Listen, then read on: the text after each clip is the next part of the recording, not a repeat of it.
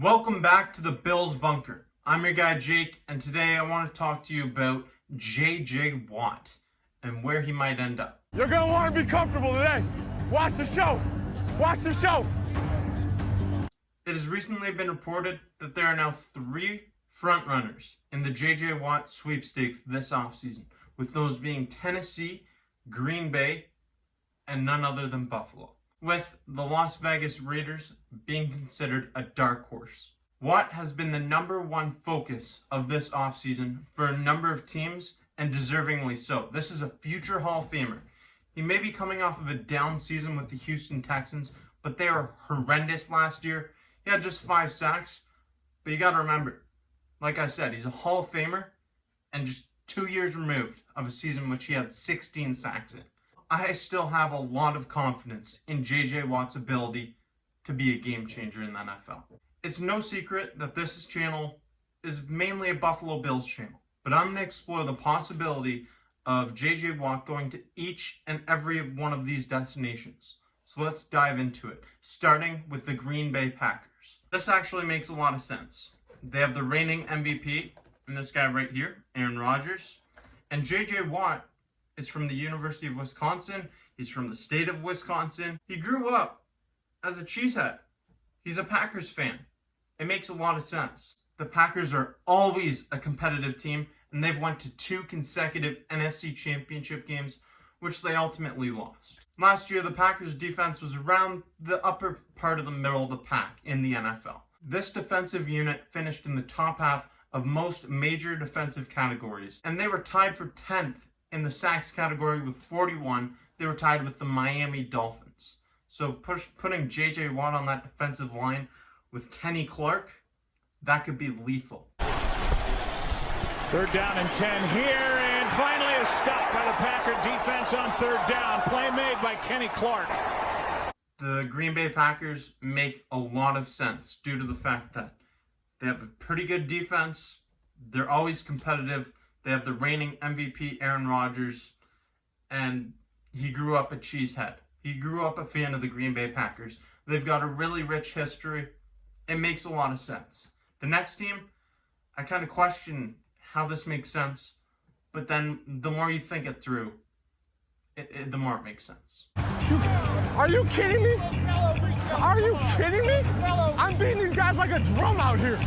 And that team is the Tennessee Titans. The Tennessee Titans are in a division with the Houston Texans, who J.J. Watt has played for 10 seasons. He saw this team twice a season for 10 years.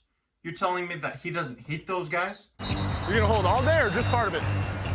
This guy he can't even touch me. But on second thought, the Houston Texans organization is a mess, and he might have some sort of resentment towards that organization for the way that they wasted away his prime years. They absolutely wasted his prime years, and what better way to get back at them than go to your arch nemesis and beat them twice a season.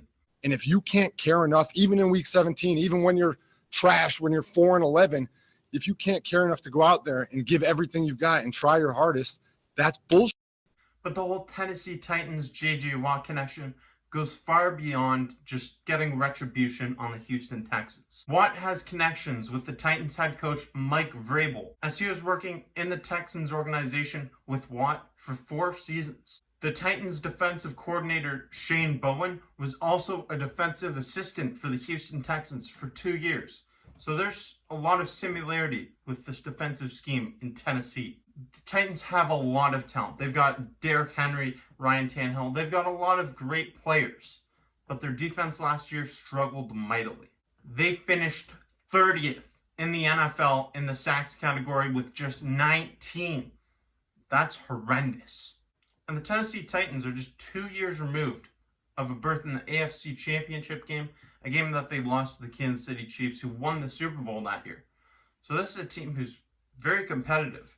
And if you add a player that's going to contribute more sacks, the Tennessee Titans could be right back in the mix of things in the AFC. When you first look at it, the Tennessee Titans doesn't really make sense. But on second thought, it really makes a lot of sense. And the next team that I'm going to be covering is my team, the Buffalo Bills.